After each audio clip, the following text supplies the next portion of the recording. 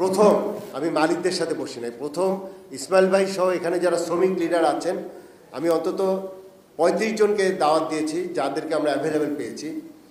এই 35 জনকে নিয়ে আমি দীর্ঘক্ষণ মিটিং করেছি প্রথম দিন, মানে সেকেন্ড ডেতে, এবং সেখানে আমার কাছে আবার আসলো আরও 20 জন শ্রমিক নেতা, আমাদের ডাকা হয়নি। আমি জানি না আসলে শ্রমিক নেতা কারা, মানে এত শ্রমিক নেতা, কিন্তু ওই যে রাস্তা বন্ধ হয়েছে সেখানে আমি কিন্তু কোনো নেতাকে দেখিনি।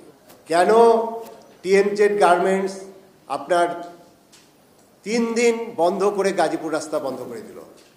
আমি 2-1 শ্রমিক নেতাকে অনুরোধ করেছিলাম, তারা সেখানে যেতে সাহস পায়নি। তাহলে সেই শ্রমিক নেতা হওয়ার তো প্রয়োজন নেই। এই কথাগুলো হয়তো কঠিন মনে হবে, কিন্তু এটি বাস্তবতা। কেন আমাকে সেখানে ইন্টারভেন করতে হলো?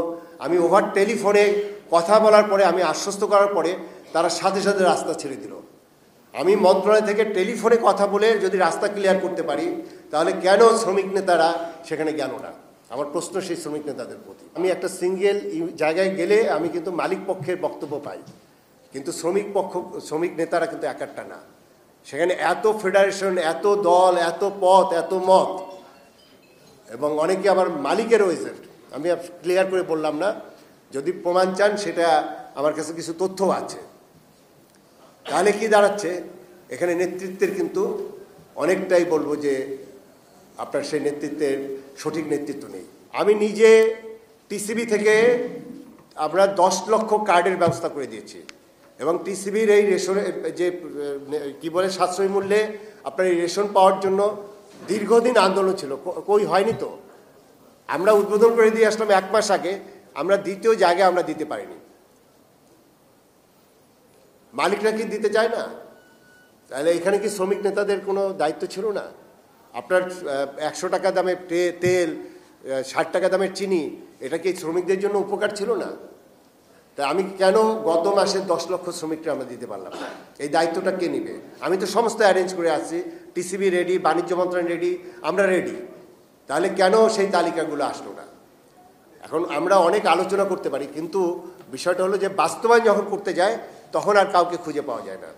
আমি কিন্তু নিম্নতম মজুরির এই আলোচনা কিন্তু আমরা অব্যাহত রেখেছি।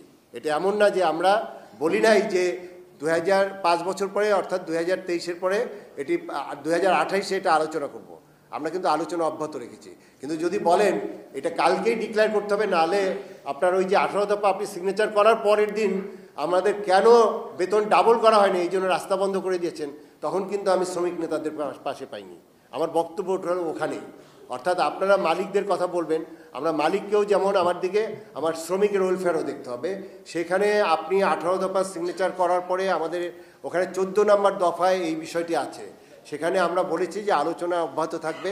আমরা আইএলওতে গিয়েছিলাম, সেখান থেকে আবার নতুন একটা আইডিয়া নিয়ে এসেছি। তারা আসছে, এখানে বাংলাদেশে আসতেছে, এডিজি সাহেব আসবেন, সেখানে আলোচনা হবে। আপনাদের মধ্যে যদি বিভেদ থাকে তাহলে আমি বিশ্বাস করি যে এই সব আলোচনা, এখানে দাবি দেওয়া, এত কিছু কোনোটাই বাস্তবায়ন হবে না, কারণ বাস্তবায়নে তার সময় লাগবে। কারণ আপনাদের মধ্যে কিছু কিছু এলিমেন্ট ঢুকে গেছে যারা ডাবল এজেন্টের কাজ করে, বিদেশি সহায়তায় কাজ করে, থার্ড পার্টি এজেন্ট এখানে কাজ করছে। অতএব আপনাদের একাত্ম থাকতে হবে আপনাদের দাবির ব্যাপারে।